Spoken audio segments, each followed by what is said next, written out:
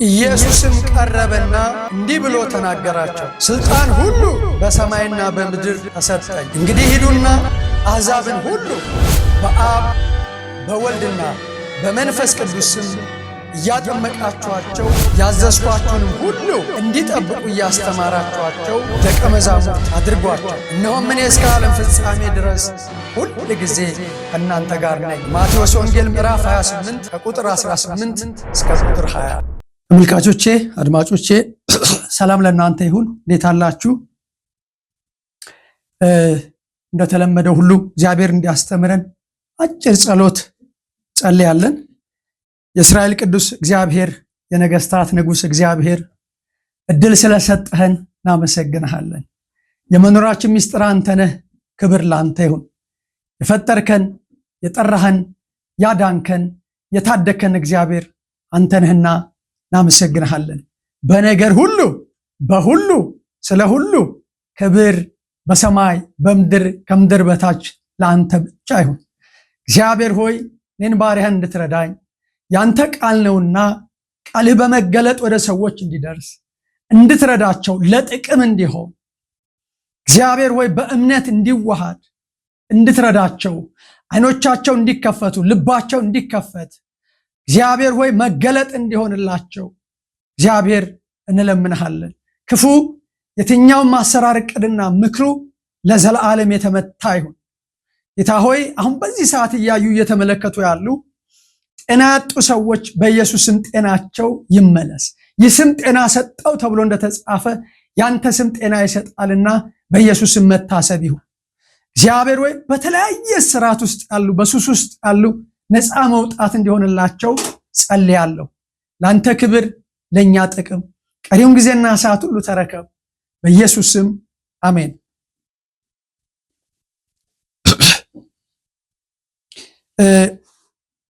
እንደተለመደው ከዚህ በፊት ስለ ክርስቶስ ኢየሱስ እየተነጋገርን እንደነበረ ታስታውሳላችሁ። እስካሁን አራተኛው ምዕራፍ ላይ ነው የደረስነው። የመጀመሪያው ኢየሱስ ክርስቶስ ከመወለዱ በፊት ተልኮ እንደመጣ ስጋ ከመልበሱ በፊት ቅድመ ሕልውናውን በብሉይ ኪዳን የነበረውን የኢየሱስ ክርስቶስ ማንነት ስናይ ቆይተን እንደገና ደግሞ የክርስቶስ ኢየሱስን መወለድ ለእውነት ልመሰክር ተወልጃለሁ ብሎ እንዴት እንዳለ ኢየሱስ ክርስቶስ የመወለዱ ምስጢር፣ ምክንያቱም እግዚአብሔር እያንዳንዱን ነገር የሚያደርገው በምክንያትና በትርጉም ነው ብለናል። መወለዱ ትርጉም አለው፣ ምክንያት አለው፣ ዓላማ አለው። እንደገና ደግሞ ማደጉ፣ ማገልገሉ፣ አሁን የምናየው አራተኛው ምዕራፍ ኢየሱስ ክርስቶስ መከራ መቀበሉን፣ በሁለተኛ ደረጃ መሞትና መነሳቱን ወይም ስቅለቱን፣ በሶስተኛ ደረጃ ትንሣኤውን መነሳቱን፣ በአራተኛ ደረጃ ደግሞ ማረጉንና ለብዙዎች መታየቱን ይህንን በአንድ ምዕራፍ በአንድ መዋቅር ስር እናያለን። ስለዚህ የምናየው አሁን ኢየሱስ ክርስቶስ መከራ መቀበሉን ነው። መከራ ስለመቀበሉ ስናስብ የተለያዩ የመጽሐፍ ቅዱስ ክፍሎችን እናስባለን። ብዙዎቻችን ካሁን በፊት በተለያየ ምክንያት ሰብከነዋል። የእግዚአብሔር ቃል ዕለት ዕለት እየተሰበከ ይኖራል። አንደኛው ስለ ስቅለቱ በአዲስ ኪዳን በደንብ ከሚገልጸው አንደኛ ቆሮንቶስ ምዕራፍ 15 ከቁጥር 1 እስከ ቁጥር 58 ነው። ሁሉንም አላነበውም፣ እንደ መግቢያ እሱን አነብና ግን ወደ ኢሳይያስ 53 ኢየሱስ ክርስቶስ መከራ የተቀበለው የዛሬ 2000 ዓመት በመስቀል ላይ አይደለም፣ ስጋ ለብሶ ተገልጦ አይደለም። በብሉይ ኪዳን መዝሙር 22 ላይ በቅንፍ 23 አምላኬ አምላኬ ለምን ተውከኝ ብሎ በጣም ብዙ ቁጥሮችን ይናገራል። ፋሲካ በዓል ሲታሰብ እንደምታውቁ ዘጸአት 12 የማይረሳ ክፍል ነው። በጉበኑ ላይ እንዴት በጋርደው እንዴት እንደቀቡ ገና የሰው ልጅ ሲወድቅ በመንፈስ ቅዱስ የታሰበ መከራ ነው። በመንፈስ ቅዱስ ቀድሞ የታሰበ መሞት ነው። ኢየሱስ ክርስቶስ መከራ መቀበል ብቻ አይደለም፣ መቼ እንደሞተ ለምን እንደሞተ እናየዋለን፣ ለምን እንደተቀበረ እናየዋለን። ዓላማው እሱ ስለሆነ ኃጢአተኞች ሳለን ኢየሱስ ክርስቶስ ሞቷልና ይላል። ስለዚህ ኢየሱስ ክርስቶስ የሞተው ገና ኃጢአተኞች ሳለን ነው ወዳጆች። ደካሞች ሳለን ይላል ሳንወለድ በፊት ሳንፈጠር በፊት በእግዚአብሔር የታሰበ ነው ወዳጆቼ። እና ቆሮንቶስ 15 ላይ እንዲህ ይላል ወንድሞች ሆይ የሰበኩላችሁን ማነው መሰበክ ያለበት ብለን ስናስብ አንዱ ጳውሎስ የሰበከው እኛ የተሰቀለውን ክርስቶስን እንሰብካለን እንዳለ ከክርስቶስ በቀር ሌላ እንዳላውቅ ቆርጫለሁ እንዳለ ኢየሱስ ክርስቶስን ሰዎች እንዲያውቁ ጋደላለሁ እንዳለ ኢየሱስ ክርስቶስና ጳውሎስ እንዴት እንደሆኑ ታውቃላችሁና ሲጀምር ወንድሞች ሆይ የሰበኩላችሁን ደግሞም የተቀበላችሁትን ስብከት ብቻ አይደለም ተቀብለዋል እነዚህ ሰዎች ወዳጆቼ ስለ ክርስቶስ ኢየሱስ ስናብራራ ብናድር ቃሉን እግዚአብሔር ቢተረትርልን ከህይወታችን ጋር ካላዛመድነው ጥቅም የለው። በመስቀል ላይ ኢየሱስ ክርስቶስ የሰራውን ስራ መተረክ ይቻላል፣ ነገር ግን ከህይወት ጋር ማዛመድ የመጨረሻው ግብ ነው እና ደግሞም የተቀበላችሁትን ያህል በእርሱ ደግሞ የቆማችሁበትን ሰበከላቸው ተቀበሉ የቆማችሁበትን ይላል። ወዳጆቼ የቆሮንቶስ ሰዎች የቆሙት በወንጌል ላይ ነው። በእርሱም ደግሞ የምትድኑበትን ወንጌል ይላቸዋል።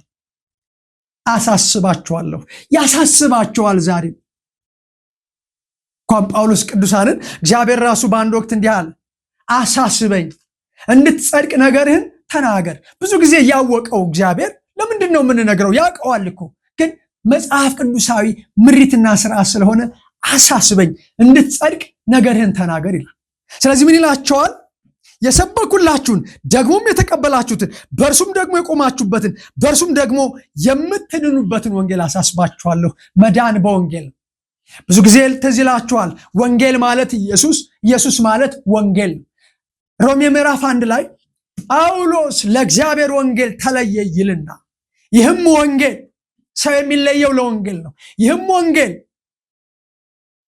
በስጋ ከዳዊት ዘር ስለተወለደው እንደ ቅድስና መንፈስ በመንፈስ በተነሳው በኃይል እግዚአብሔር ልጅ ሆኖ ስለተገለጠው ስለ ኢየሱስ ነው ይላል። ስለዚህ ወንጌል ማለት ኢየሱስ፣ ኢየሱስ ማለት ወንጌል ማለት። ለዚህ ነው ወደ ዓለም ሁሉ ሂዱ ወንጌልን ለፍጥረት ስበኩ ያለው። ለዚህ ነው ዘመኑ ተፈጸመ የእግዚአብሔር መንግስት ቀርባለች ንስሐ ግቡ በወንጌልም እመኑ ብሎ ጌታ ኢየሱስ ራሱን የሰበከው ማርቆስ ምዕራፍ 1 ቁጥር 15 ላይ። ስለዚህ የምትድኑበትን ወንጌል አሳስባችኋለሁ ይላል። በከንቱ ካላመናችሁ በቀር ብታስቡት በምን ቃል እንደሰበኩላችሁ አሳስባችኋለሁ፣ ደግሞ 2 ጊዜ አሳስባችኋለሁ ይላል። እኔ ደግሞ ይላል ስለ ራሱ ስለ እነሱ ነው እስካሁን የተናገረው። እኔ ደግሞ የተቀበልኩትን ከሁሉ በፊት አሳልፌ የሰጠኋቸው እንዲህ ብዬ ምን መጽሐፍ እንደሚል ክርስቶስ ስለ ኃጢአታችን ሞተ። የምናወራው መከራውን፣ ሞቱን፣ መቀበሩን፣ መነሳቱን፣ ማረጉንና መታየቱን። ክርስቶስ ስለ ኃጢአታችን ሞተ። ወዳጄ ኢየሱስ ክርስቶስ ለምን ሞተ? ለአንተ ኃጢአት፣ ለእኔ ኃጢአት፣ ለህዝብ ሁሉ ኃጢአት። ስለ ኃጢአታችን ሞተ። ሞቶ አልቀረም፣ ተቀበረም። መጽሐፍም እንደሚል በሦስተኛው ቀን ተነሳ። ለኬፋም ታየ፣ በኋላም ለ12ቱ፣ ከዚያም በኋላ ከ500 ለሚበልጡት ታየ ይልና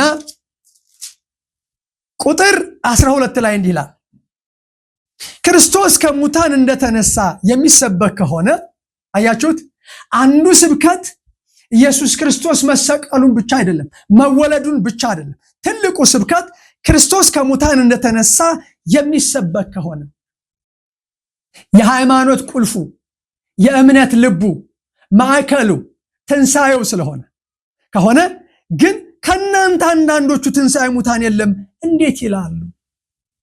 አንዱ የምንሰብከው የስተት ትምህርት ስላለ ነው። ምን አይነት የስተት ትምህርት? ትልቅ የስተት ትምህርት ክርስቶስ ኢየሱስ አልተነሳም። ምናልባት ወደፊት እናየዋለን።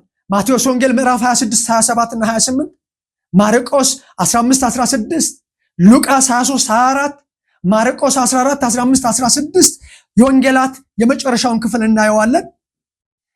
አልተነሳም ብላችሁ መስክሩ ብሎ መቼም ሰይጣን አያፍርም ወዳጆቼ። እስከ ትንሣኤ ድረስ ኢየሱስ ክርስቶስን ተከትሎታል። ከልጅነቱ ጀምሮ እንዴት እንዳሳደደው በልጅነቱ እንዴት ወደ ግብፅ እንደሸሸ እንዴት ከ2000 በላይ ሕፃናትን እንዳሳረደ ሄሮድስ ወዳጆቼ ከትንሣኤ በኋላም እንኳን እንዴት እንዳሳደደ ራእይ 12 ላይ ታያላችሁ። እና ትንሣኤ ሙታን እንዴት የለም ይላሉ። ትንሣኤ ሙታን ከሌለ ክርስቶስ አልተነሳማ። ክርስቶስ ካልተነሳ እንግዲህ ስብከታችን ከንቱ ነው። ወዳጆቼ ሰባኪዎች እንደኔ ድሉ የገጠማችሁ ትልቅ ስብከት ማለት የስብከት ጥግ ማለት ኢየሱስ ክርስቶስ እንደተነሳ መስበክ ነው። ምክንያቱም ትንሣኤ ሙታን ከሌለ ክርስቶስ አልተነሳማ።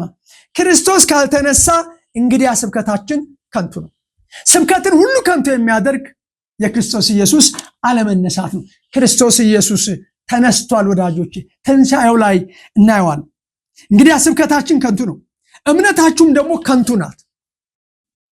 እምነትን ከንቱ የሚያደርግ በዜሮ የሚያጣፋ ክርስቶስ ኢየሱስ እንደተነሳ አለማመን ነው። ስብከትን ከንቱ የሚያደርግ ክርስቶስ ኢየሱስ እንደተነሳ አለመስበክ ነው። እምነታችሁ ደግሞ ከንቱ ናት። ደግሞ ክርስቶስን አስነስቶናል ብለን በእግዚአብሔር ላይ ስለመሰከርን ሐሰተኞች የእግዚአብሔር ምስክሮች ሆነን ተገኝተናል። ሙታን ግን የማይነሱ ከሆነ እርሱን አላስነሳው። ሙታን የማይነሱ ከሆነ ክርስቶስ አልተነሳማ። ክርስቶስ ካልተነሳ እምነታችሁ ከንቱ ናት። እስካሁን ድረስ በኃጢአታችሁ አላችሁ። ወዳጆቼ ክርስቶስ እንዳልተነሳ የሚሰብክ ክርስቶስ እንዳልተነሳ የሚያምን ሰው እምነቱ ከንቱ ነው። እስካሁን ድረስ በኃጢአታችሁ አላችሁ። እንግዲያስ በክርስቶስ ያንቀላፉት ደግሞ ጠፍተዋላ። በዚህች ሕይወት ብቻ ክርስቶስን ተስፋ ያደረግን ከሆነ ከሰው ሁሉ ይልቅ ምስኪኖች ነን። ኢየሱስ ክርስቶስ እንዳልተነሳ የማንሰብክ ከሆነ ኢየሱስ ክርስቶስ እንደተነሳ የማናምን ከሆነ ስብከታችን ከንቱ ነው፣ እምነታችን ከንቱ ነው። እስካሁን በኃጢአታችን አለ። ከሰው ሁሉ ይልቅ ምንድነን? ምስኪኖች ነን። እግዚአብሔር ይርዳ። ስለዚህ ክርስቶስ ኢየሱስ እንደሞተ እንደተነሳ ካመንን ይላል። እኔ ደግሞ የተቀበልኩትን ነገርኳችሁ ብሎ ጳውሎስ ይናገራል። አሁን ክርስቶስ ኢየሱስ ለምንድን ነው የሞተው? ኢሳይያስ 53ን ሙሉን አንብቡት ወዳጆቼ። በጣም እመክራችኋለሁ በትህትና። ምክንያቱም ኢሳይያስ 53ን ስታነቡ ትፈወሳላችሁ። በተለያየ ችግር ውስጥ ያላችሁ ስለ መከራ እናያለን። ስለ ክርስቶስ መከራ ስለምናይ እናየዋለን። ግን ኢሳይያስ 53ን አንብቡት። እዛ በኋላ ለምን መከራ እንደተቀበለ እናያለን። እኔ ግን ከኢሳይያስ 53 ኢየሱስ ክርስቶስ ለምን እንደሞተ 13 ነገር አሳያችኋለሁ። እነሱን እናያለን። አንደኛው አምላክ መከራ ስለማይቀበል ሰው ሆነ ብለናል። ሰው ልጅ ኃጢአት ሰራ፣ የእግዚአብሔርን ፈቃድ ተላለፈ። ዘፍጥረት ምዕራፍ 2 ላይ እንደምታውቁት 3 ላይ እንደምታውቁት እንዲሁ ልተወው አልፈለገም። እግዚአብሔር አንድ ትልቅ አጀንዳ አለው ወዳጆች። እሱን አጀንዳ ነው የምናየው። እግዚአብሔር አንድ ትልቅ ህልም አለው። እግዚአብሔር አንድ ትልቅ ራእይ አለው። የእግዚአብሔር አጀንዳ አጀንዳችን ነው። የእግዚአብሔር ራእይ ራእያችን ነው። የእግዚአብሔር ህልም ህልማችን ነው። ምንድነው የእግዚአብሔር ህልም? ምንድነው የእግዚአብሔር ራእይ? ምንድነው የእግዚአብሔር ዓላማ? ሰው ነው ወዳጆቼ። እኔና እናንተ ነን። እኔና እናንተ ደግሞ ጠፍተን የነበርን ሰዎች ነን። አሁንም የጠፉ ሰዎች አሉ። ስለዚህ የሰው ልጅ ፍለጋ መጣ፣ ሊያድነው መጣ ኢየሱስ ክርስቶስ። ስለዚህ የእግዚአብሔር አጀንዳ እኔና እናንተ ነን። ይህን አጀንዳ በመስበኬ እግዚአብሔርን እጅግ አድርጌ አመሰግናለሁ። ሲጀምር ምንድነው የሚለው? መልክና ውበት የለውም፣ ባየነውም ጊዜ እንወደው ዘንድ ደምግባት የለውም። አሁን ይህንን የምናነበው ለምንድነው ብለህ ካልከኝ፣ ምንድነው ብለሽ ካልሽኝ እህቴ፣ ራስሽን በሱ ቦታ እንድታስቀምጪ ነው። ለምን እንደሆነ ቀጣዮቹን እናያቸዋል። የሕማም ሰው ደዌንም የሚያውቅ ነው። ኢየሱስ ክርስቶስ እንደተራበ እናውቃለን፣ እንደተጠማ እናውቃለን፣ እንዳዘነ እንደተከዘ እናውቃለን። ምክንያቱም አምላክ ሊተክዝ አይችልም ወዳጄ። አምላክ ሊያዝን አይችልም። አምላክ ሊያለቅስ አይችልም።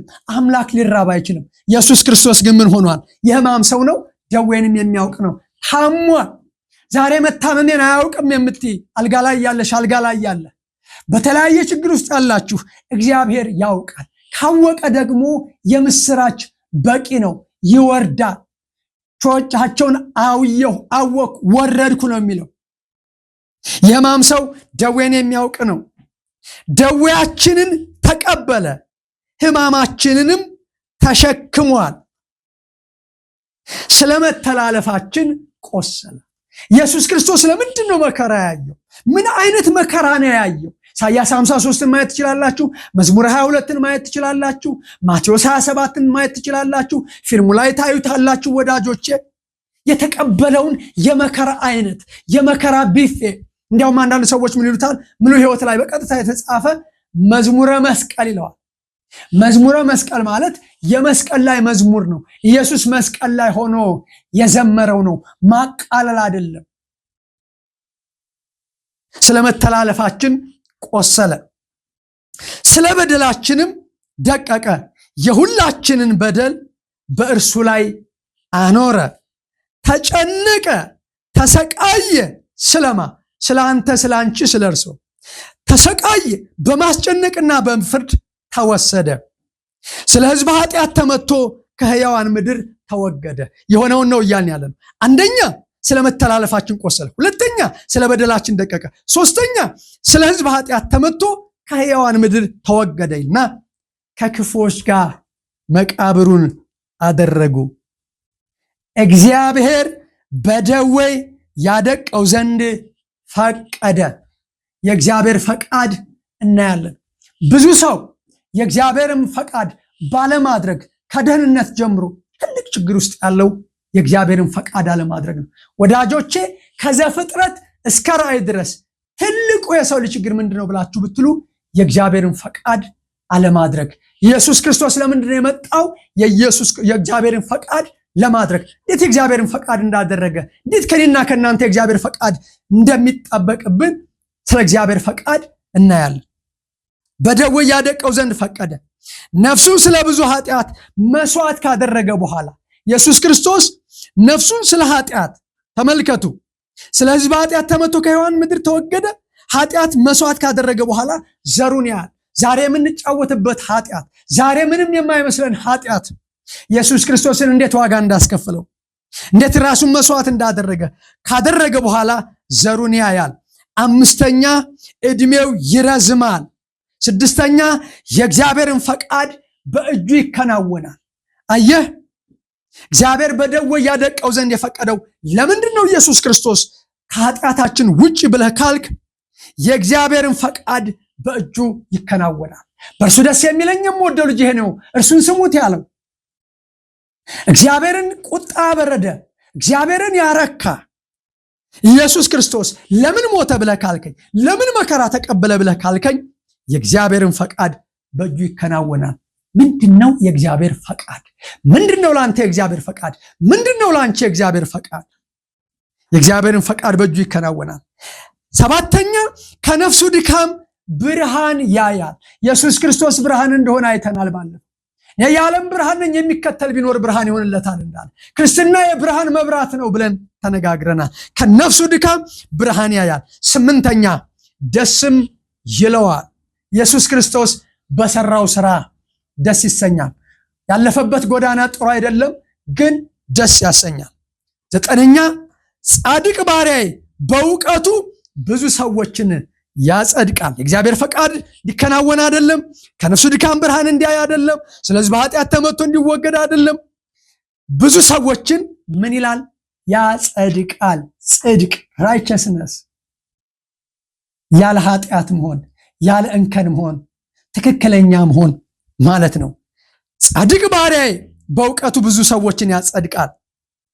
አስረኛው ኃጢአታቸውንም ይሸከማል። ኢየሱስ ክርስቶስ ስለ ኃጢአታችን ተሸከመ፣ መስቀል ተሸከመ።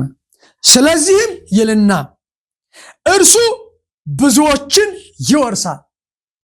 ኢየሱስ ክርስቶስ ሁሉን ወራሽ ነው ብለን ባለፈው ተነጋግረናል። የዓለም ወራሽ ነው ብለን ተነጋግረናል። እርሱ ብዙዎችን ይወርሳል፣ ከኃያላንም ጋር ምርኮን ይከፋፈላል። 12ኛ ነፍሱን ለሞት አሳልፎ ሰጥቷልና ከአመፀኞችም ጋር ተቆጥሯልና እርሱ ግን የብዙ ሰዎችን ኃጢአት ተሸከመ፣ ስለ አመፀኞችም ማለደ። ስለማ ስለ አመፀኞችም ማለደ ይላል። ወዳጆቼ ኢየሱስ ክርስቶስ አምላክ መከራን ስለማይቀበል እሱ መከራን ተቀበለ። ሁለተኛው ለምንድነው ኢየሱስ ክርስቶስ መከራ የተቀበለው? ሞትና ትንሣኤውን አይደለም እያየን ያየነው፣ ሕማማቱን ነው፣ መከራውን ነው፣ ፍዳውን ነው፣ ሐሳሩን ነው። ሁለተኛው በስጋ መኖራችን እንዲያበቃ እንደ እግዚአብሔር ፈቃድ እንጂ እንደ ሰው ምኞት እንዳንኖር። አሁን ትልቁ ችግር ቅድምም እንዳልኩት እንደ እግዚአብሔር ፈቃድ እንጂ እንደ ሰው ምኞት እንዳንኖር ኢየሱስ ሞተ። አንደኛ ጴጥሮስ ምዕራፍ 4 ከ1 እስከ 2 ክርስቶስም በስጋ ስለኛ መከራ ስለተቀበለ። ክርስቶስም በምን? በስጋ። ኢየሱስ መከራ የተቀበለው በምኑ ነው? በስጋው። ሌላ ቦታ ስታዩ በስጋ መከራን የተቀበለ ኃጢአትን ትቷል ይላል። በስጋ ስለኛ መከራን ስለተቀበለ ከእንግዲህ ወዲህ ከዛሬ ጀምሮ ይህንን የምትሰማ ይህን የምታይ ወንድሜና እህቴ ከእንግዲህ ወዲህ በስጋ ልትኖሩ በቀረላችሁ ዘመን።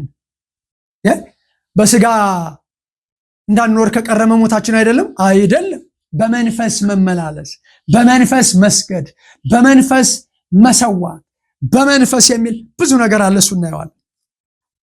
በስጋ ልትኖሩ በቀረላችሁ ዘመን እንደ እግዚአብሔር ፈቃድ እንጂ እንደ ሰው ምኞት እንዳትኖሩ። እንደማን ፈቃድ? ለእግዚአብሔር ፈቃድ። ኢየሱስ ክርስቶስ ለምንድነው ወደ ዓለም የመጣው? ለምንድነው የተሰቃየው? የእግዚአብሔርን ፈቃድ ሊያደርግ። በጣም የሚገርመው ኢሳይያስ 53 ላይ እግዚአብሔርን በደዌ ያደቀው ዘንድ ፈቀደ፣ የእግዚአብሔርን ፈቃድ በእጁ ይከናወናል ይላል። ስለ ፈቃድ ነው እያወራን ያለ ነው። ለምንድነው ኢየሱስ የሞተው? እንደ እግዚአብሔር ፈቃድ እንጂ እንደ ሰው ምኞት እንዳንኖር። አባቴ ይህች ጽዋ ሳልጠጣት ታልፍ ዘንድ የማይቻል እንደሆነ ፈቃድ ትሁናል። ኢየሱስ ክርስቶስና የእግዚአብሔር ፈቃድ የተቆራኙ ናቸው ወዳጆች። ፈቃድ የሚለው ነገር ቀላል ነገር አይደለም። ሌላው የኔ መብል የላከኝን ፈቃድ አደርግ ዘንድ ነው እንጂ ሌላ አይደለም። ሳምራዊቱ ሴት ውሃ ጠጪ ባላት ጊዜ የተነጋገሩትን ንግግር ታውቃላችሁ። እና ደቀ መዛሙርት መጥተው ብላሉት ይላል። የኔስ መብል የላከኝን ፈቃድ አደርግ ዘንድ ነው። ከሴቲቱ ጋር እየተነጋገረ ነው። የእግዚአብሔር ፈቃድ የሰዎች ደህንነት ጉዳይ ነው። ሌላ ቦታ በበጎ ፈቃዱ እንደወደደ በኢየሱስ ክርስቶስ ሥራ ለእርሱ ልጆች ልንሆን አስቀድሞ ወሰነን። እኛ የተወሰንነው በበጎ ፈቃዱ እንደወደደ ይላል። የእግዚአብሔር ፈቃድ የኛ መዳን ነው። በክርስቶስ ለማድረግ እንደወደደ እንደ ሐሳቡ የፈቃዱ ምስጢር አስታውቆናል ይላል። የእግዚአብሔር ፈቃድ ምስጢር ነው፣ ወንጌል ምስጢር ነው ብለን ስንል ሌላው የጌታ ፈቃድ ምን እንዲሆን አስተውሉ እንጂ ሞኞች አትሁኑ ይላል። የእግዚአብሔርን ፈቃድ እንድናስተውል ጌታ ይርዳል። ጳውሎስ ፈቃድ አለኝና መልካሙን ግን ማድረግ የለኝም ይላል። ሰዎች በእግዚአብሔር ፈቃድ እንዴት እንደሚቸገሩ ሙሉ መልስ የምናገኘው መንግስተ ሰማይ ስንሄድ ነው። ግን ስለ እግዚአብሔር ፈቃድ የእግዚአብሔርን ፈቃድ ማወቅ አልቻልኩም፣ ማድረግ አልቻልኩም ለምትሉ ሰዎች ጌታ በረዳን መጠን ቀጣዩ የምናየው የእግዚአብሔር ፈቃድ ይሆናል። እንዲህ ይላል፣ እንደ እግዚአብሔር ፈቃድ እንጂ እንደ ሰው ምኞት እንዳንኖርና ክርስቶስም በስጋ ስለኛ መከራን ስለተቀበለ ከእንግዲህ ወዲህ በስጋ ልትኖሩ በቀረላችሁ ዘመን እንደ እግዚአብሔር ፈቃድ እንጂ እንደ ሰው ምኞት እንዳትኖሩ እናንተ ደግሞ ያንን ሐሳብ እንደ ቃጦር አድርጋችሁ ያዙት። ጥንቃቄ ጠይቃል። የእግዚአብሔር ፈቃድ እንደፈለግን የምንመላለስበት አይደለም። ኢየሱስ ክርስቶስን መስቀል ላይ የዋለው የእግዚአብሔር ፈቃድ ነው ወዳጅ። በስጋ መከራን የተቀበለ ኃጢአትን ተጽዋልና የአሕዛብን ፈቃድ ያደረጋችሁበት ይላል። የአሕዛብ ፈቃድ አለ። ስንት አይነት ፈቃድ አለ እናየዋለን ወዳጅ። የአሕዛብን ፈቃድ ያደረጋችሁበት። አየህ፣ አሕዛብ ፈቃድ አላቸው በመዳራትና በስጋ ምኞት። ምንድነው የአሕዛብ ፈቃድ? መዳራት ነው አንዱ። በስጋ ምኞትም በስካርም በዘፈንም ያለ ልክም በመጠጣት ነውር ባለበት ይላል። በጣዖት ማምለክ የተመላለሳችሁባቸው ያለፈው ዘመን ምን ይላል? ይበቃል። ወዳጄ እንደ አሕዛብ ፈቃድ የምትመላለስ፣ እንደ ሰይጣን ፈቃድ የምትመላለስ፣ እንደ ዓለም ፈቃድ የምትመላለስ ዛሬ ይበቃል ይልሃል እግዚአብሔር። እዚህ ላይ አቁም ይልሃል ዛሬ። እና ምን ላድርግ? ወደ እግዚአብሔር ፈቃድ ተመለስ።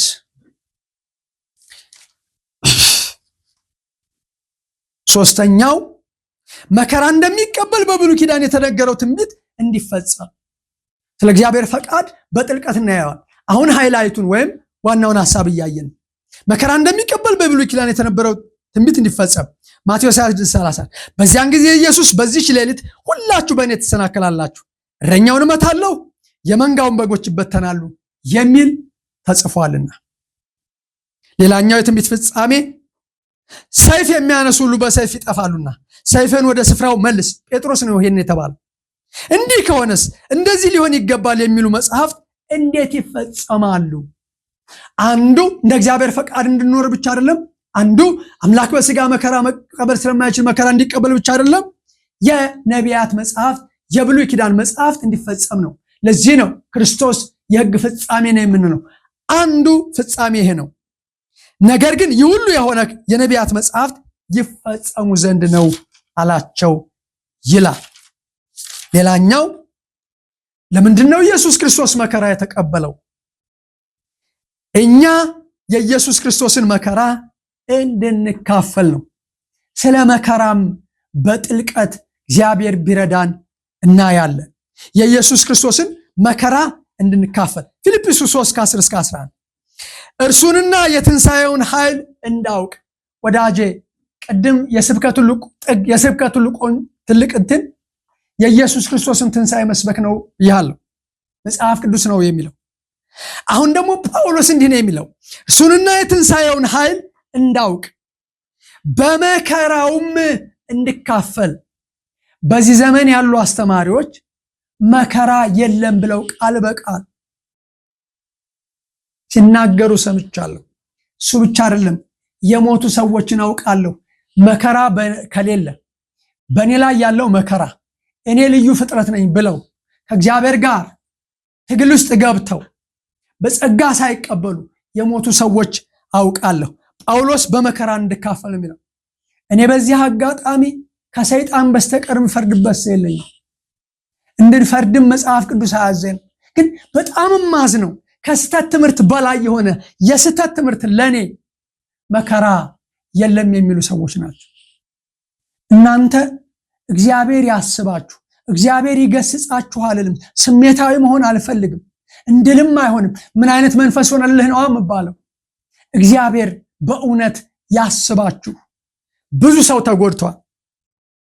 ጳውሎስ ግን እንዲህ ይላል፣ በመከራውም እንድካፈል ወደ ሙታንም ትንሣኤ ልደርስ ቢሆንልኝ በሞቱ እንድመስለው እመኛለሁ።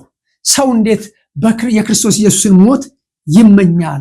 እሱ ስለሞተልኝ በሱ ሞት እኔ ሕይወት አገኘሁ ሊል ሲገባ፣ የሚገርመው ጳውሎስ ልክ እንዲህ እንደተመኘ ቢሆንልኝ በሞቱ እንድመስለው እመኛለሁ እንዳለ ጴጥሮስ ሁለተኛ ጢሞቴዎስ 4:6 ላይ የእኔ ሕይወት በመስዋዕት እንደሚደረግ ይሰዋል አለ። ጳውሎስ በመስዋዕት ያለፈ ሰው ነው እንደ ክርስቶስ ኢየሱስ። ምን ስላለ? እሱንና የትንሣኤውን ኃይል እንዳውቅ በመከራውም እንድካፈል ወደ ሙታንም ትንሣኤ ልደርስ ቢሆንልኝ በሞቱ እንድመስለው እመኛለሁ ስላለ። ሮሜ 8:16 ጀምሮ ስለ መከራ መካፈል ነው ምናየው። የእግዚአብሔር ልጆች መሆናችን ያ መንፈስ ራሱ ከመንፈሳችን ጋር ይመሰክራል። ልጆች ከሆንን ደግሞ ወራሾች ደግሞ ነን፣ ማለት የእግዚአብሔር ወራሾች ነን። አብረን ደግሞ እንድንከበር አብረን መከራ ብንቀበል ከክርስቶስ ኢየሱስ ጋር አብረን ወራሾች ነን። ለእኛ የሚገለጥ ዘንድ ካለው ክብር ጋር ቢመዛዘን የአሁን ዘመን ስቃይ ምንም እንዳይደል አስባለሁ ይላል። ስላደመጣችሁኝ አመሰግናለሁ። ቀጣዩን ክፍል በሚቀጥለው እናያለን። ተባረኩ።